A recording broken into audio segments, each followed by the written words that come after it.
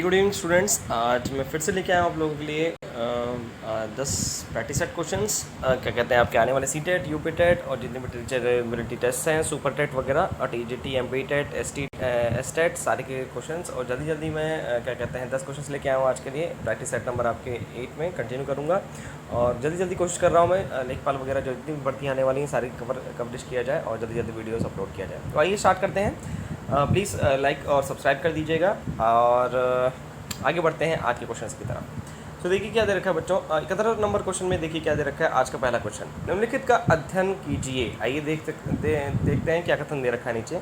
कौवा पेड़ की ऊंची डाल पर अपना घोंसला बनाता है और इस घोंसले को बनाने में कई प्रकार की चीज़ें यहाँ तक कि लकड़ी की शाखाएँ और लोहे के तार भी होते हैं।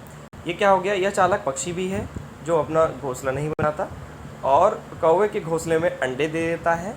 बेचारा कौवा अपने अंडों के साथ इन अंडों को भी सेता है।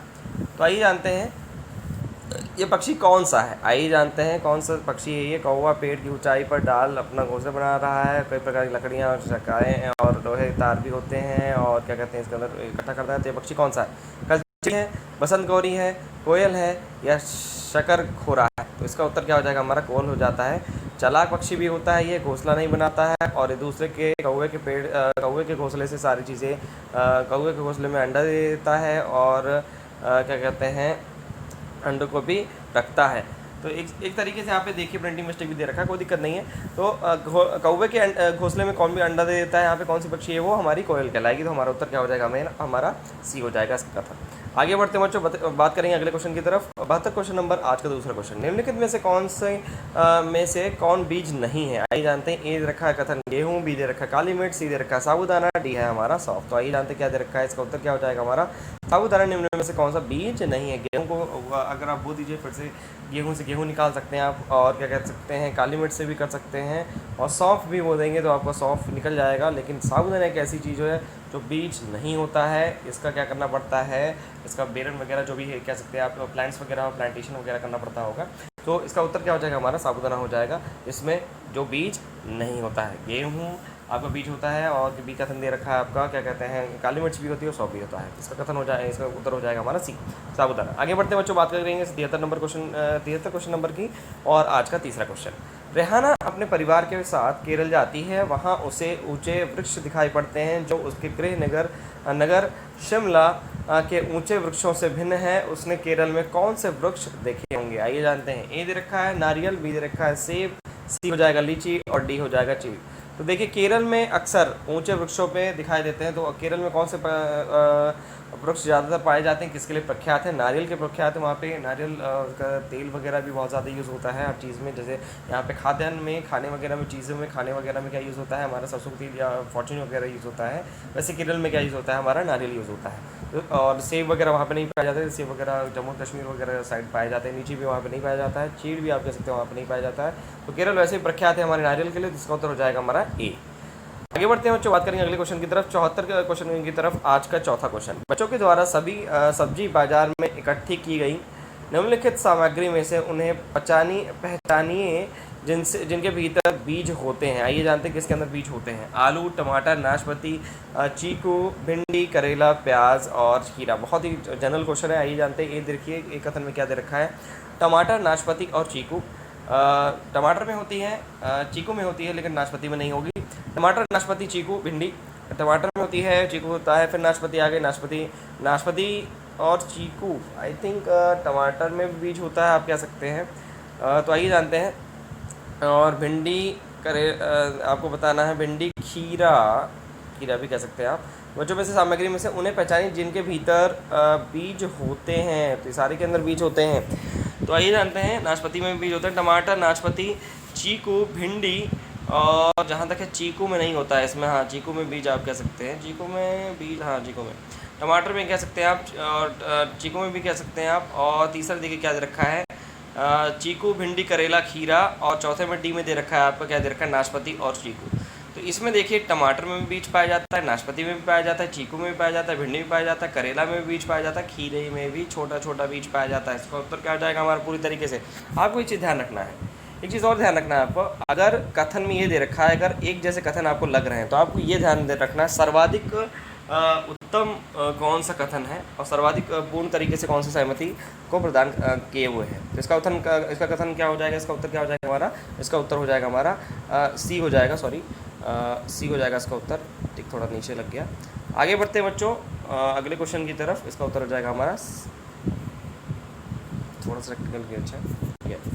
नेक्स्ट आगे बढ़ेंगे बच्चों, बात करेंगे आज के 5वें क्वेश्चन की तरफ, 75 क्वेश्चन की तरफ। नीता आंध्र प्रदेश जाती है, 2 साड़ियाँ खरीदती है और 2 साड़ियाँ खरीदती है जो खासतौर पर वही बनाई जाती हैं, वे क्या कहलाती हैं? आइए जानते हैं कौन से किस तरह की साड़ी वहाँ की पाई जाती हैं, कौन से जो प्रकार है वहीं पाया जाता है, सिर्फ आंध्र प्रदेश में पाया जाता है। पोचमपल्ली, कलमकारी, पोचमपल्ली और कलमकारी, पोचमपल्ली और कांजीवरम, कलमकारी और चंदेरी, और कलमकारी और कंथा। तो वहाँ पे क्या सा पाया जाता है बच्चों, आंध्र प्रदेश में पोचमपल्ली और कलमकारी पाया जाता है। इस चीज़ को आपको याद रखना पड़ेगा, इसमें रटने की कोई ज़रूरत नहीं है।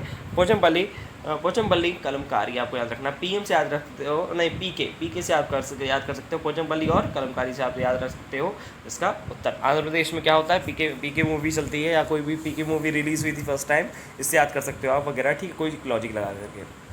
तो आगे बढ़ते बच्चों, बात करेंगे 76 क्वेश्चन की तरफ। आज का 6वां क्वेश्चन, निम्नलिखित में से कौन सी बीमारी रुके या इकट्ठा हुए पानी से होती है? आइए जानते हैं। रुके हुए पानी से, नाली वगैरह के पानी से, थमे हुए पानी से, नाली में तो पानी इधर उधर होता रहता है, रुके हुए पानी से, तालाब वगैरह से कौन सी कौन सी चीज़ होती है? मच्छर भी बहुत ज़्यादा यूज़ होते हैं वहाँ पे, मतलब होते हैं वहाँ पे, और मक्खियाँ वगैरह भी होती हैं, हॉस्पिटलाइज वगैरह भी होती हैं। तो देखते हैं ये कौन कौन सा इसमें कथन दे रखा है। ए दे रखा है आपको मलेरिया, बी दे रखा है पोलियो, और सी दे रखा है निमोनिया, और डी दे रखा है चेचक। तो इससे क्या होता है, सबसे ज़्यादा जो ठहरे हुए पानी से जो बीमारी होती है वो हमारी मलेरिया होती है, मच्छरों की वजह से होती है। आगे बढ़ते हैं बच्चों, बात करेंगे 77 क्वेश्चन की तरफ।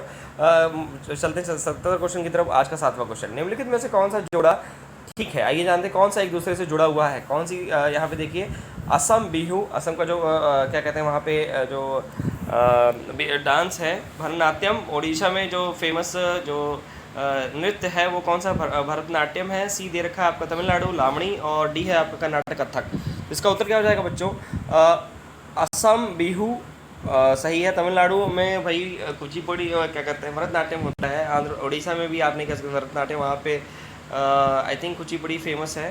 भरतनाट्यम उसका भरतनाट्यम तमिलनाडु साइड का है। कर्नाटक में भी कथक आप कह सकते हो। तो ये सारे क्या है, कोऑर्डिनेशन सही नहीं है, मतलब कोऑर्डिनेशन सही है, मतलब शफल कर रखा है। तमिलनाडु का इधर दे रखा है, उड़ीसा का इधर दे रखा है, कर्नाटक का भी दूसरा दे रखा है। तो इसका एक तरीके से क्या हो जाएगा, इसका जो सही उत्तर होगा हमारा ए हो जाएगा, जो कि हमारा असम और बिहू। आगे बढ़ते बच्चों, बात करेंगे 78 क्वेश्चन की तरफ। एस्किमो अपने घर इग्लू का निर्माण करते हैं, बर्फ़ में करते हैं। इसका ये अपना अगर एनसीईआरटी से सीबीएसई वगैरह से पढ़े हैं आप तो ज़्यादा आपको आसानी होगी, क्योंकि सोशल स्टडीज़ में किसी सब्जेक्ट में ये चीज़ है, इसके बारे में अच्छी तरह से वर्णन किया गया है। तो आगे बढ़ते बच्चों, इसका ये सामाजिक अध्ययन कह सकते हैं आप। इसका क्या कारण है? बर्फ़ ठंडी हवा और पानी के अंदर नहीं आने देता है। इग्लू का जो निर्माण होता है बर्फीली जगह पे होता है अक्सर, और पेंगुइन वगैरह इसके अंदर रहते हैं। जैसे यहाँ पे बर्फ़ का घर आप गोला टाइप का रहता है, गुफा टाइप का। बर्फ़ की दीवारें के बीच मौजूद हवा अंदर की गर्मी को बाहर जाने से रोकती है, और बर्फ़ मुफ्त सी दे रखा है, मुफ्त में मिलती है। अन्य सामग्री की कीमत अधिक होगी, और ध्रुवीय क्षेत्र में केवल बर्फ़ ही उपलब्ध है। तो एक तरीके से इसका जो पूर्ण रूप से कथन जो होगा, अंदर में एक्चुअली बात ये इसलिए बनाई जाती है कि अंदर का जो परिवेश है थोड़ा सा गर्म रह सके, बाहर की ठंडी हवा से उसके ऊपर कोई प्रभाव ना पड़े। तो इसका उत्तर क्या हो जाएगा हमारा बच्चों, बर्फ़ की दीवारें के बीच मौजूद हवा जो अंदर की गर्मी को बनाए रखती है और बाहर से मिलने नहीं देती। इसका उत्तर क्या हो जाएगा हमारा, बी हो जाएगा। आगे बढ़ते बच्चों, बात करेंगे अगले क्वेश्चन की तरफ, बढ़ेंगे अगले क्वेश्चन की तरफ। 79 क्वेश्चन देखिए, क्वेश्चन नंबर क्या दे रखा है आज का 9वां क्वेश्चन। निम्नलिखित में से कौन सी विशेषता बरगद के पेड़ की जड़ों की नहीं है? आइए जानते कौन सी नहीं है, कह रहा है नकारात्मक कह रहा है। तो इस चीज़ को आपको ध्यान रखना बच्चों, बहुत ही ध्यान रखिएगा। नहीं कह रहा है जड़ें शाखाओं से नीचे लटकती हैं, जड़ें जो है शाखाओं से नीचे लटकती हैं। बी दे रखा है इसमें ज़मीन के भीतर जड़ें होती हैं, ज़मीन के अंदर नहीं होती हैं बरगद में। आप जान रहे होंगे नकारात्मक है, पूरी तरह से ये गलत है। सी दे रखा है जड़ें भोजन का भंडारण करती हैं, जड़ें ही मेन भोजन का भंडारण करती हैं, और जड़ के द्वारा ये पूरे उसमें क्या कहते हैं, जड़ें क्या होती हैं, जड़ें ज़मीन पे छूती हैं जा करके, फिर से जड़ें पैदा हो जाती हैं, और जड़ें भोजन का भंडारण करती हैं। जड़ें खंभों की तरह पेड़ की सहायता प्रदान करती हैं। नहीं, पेड़ तो अलग होता है, जड़ें अलग होती हैं, और एक तरीके से खंभों की तरह सहायता नहीं प्रदान करती, फुल एक पेड़ उसके ऊपर निर्भर रहता है। जड़ें शाखाओं से नीचे लटकती हैं, तो इसका उत्तर क्या हो जाएगा हमारा? कौन सा नहीं है कह रहा है? सिर्फ भोजन का भंडारण करती हैं, भोजन का भंडारण सिर्फ जड़ें नहीं करती हैं, जड़ें शाखाओं के नीचे तक लटकती रहती हैं, ये भी सकारात्मक है। इसमें ज़मीन के भीतर जड़ें होती हैं, बिल्कुल ये भी सही है। और सभी खंभों को क्या करती है? सहायता भी प्रदान करती है, एक तरीके से आप कह सकते हो मजबूती प्रदान करती हैं, सपोर्ट भी प्रदान करती हैं।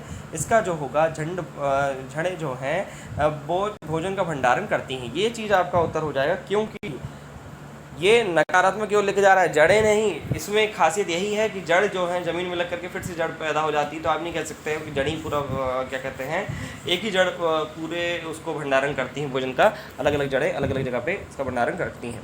आगे बढ़ते हैं बच्चों आज के आखिरी क्वेश्चन की तरफ, और आज का 80वां क्वेश्चन, या आज का मतलब आज के PDF का 80वां क्वेश्चन, और आपको क्या कहते हैं आज का 10वां क्वेश्चन। देखिए क्या दे रखा है, एक नवयुक्त पर्यावरण अध्ययन के शिक्षक के रूप में पढ़ाने से पहले आपकी सबसे पहली प्राथमिकता होगी। आइए जानते हैं, सबसे पहली नवनियुक्त पर्यावरण अध्ययन के शिक्षक आप बने हैं, पहली बार में आप किसी स्कूल में पढ़ाने गए हैं, वो भी नए हैं, नियुक्त किए गए हैं पर्यावरण अध्ययन की, तो पहली बार आप सबसे पहले कैसे प्राथमिकता होगी, सबसे पहले कैसे शुरुआत करेंगे? कक्षा में धीमी गति से सीखने वाला शिक्षार्थियों को पहचानना जरूरी है। भी दे रखा है आपका शिक्षार्थियों के लिए पाठ्यानुसार विस्तृत नोट्स तैयार करें, ये भी नकारात्मक को लेके जा रहे हैं, नोट्स ही तैयार करना नहीं है, आपको ज्ञान देना है अच्छी तरह से, ज्ञान तभी दे पाएंगे। और धीमी गति कोई ज़रूरी नहीं है, बालकों के अनुकूल गति होनी चाहिए। शिक्षार्थियों का समाज सांस्कृतिक प्रोफाइल विवरण तैयार करना चाहिए। और डी दे रखा है आपका, पहले पाठ्य योजना तैयार करनी चाहिए। पाठ्य योजना तो तैयार करनी चाहिए, लेकिन पहले दिन कोई जाते या पाठ्य योजना नहीं बनाने लगते हैं, पहले पाठ्य योजना तो उसके पूर्व बनाई जाती है।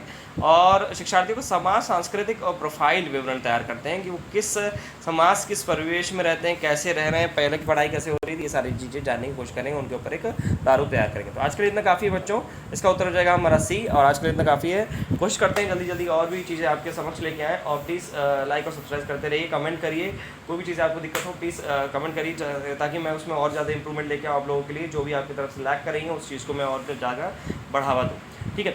और कोशिश करते रहेंगे, जितने भी हैं UPSSC, BTech और पॉलिटेक्निक जितने भी क्लासेस में मैं कोशिश कर रहा हूँ जल्दी और भी टीचर्स वगैरह भी इसमें एडअप होंगे। सो जुड़े रहिए, और आज के लिए थैंक यू।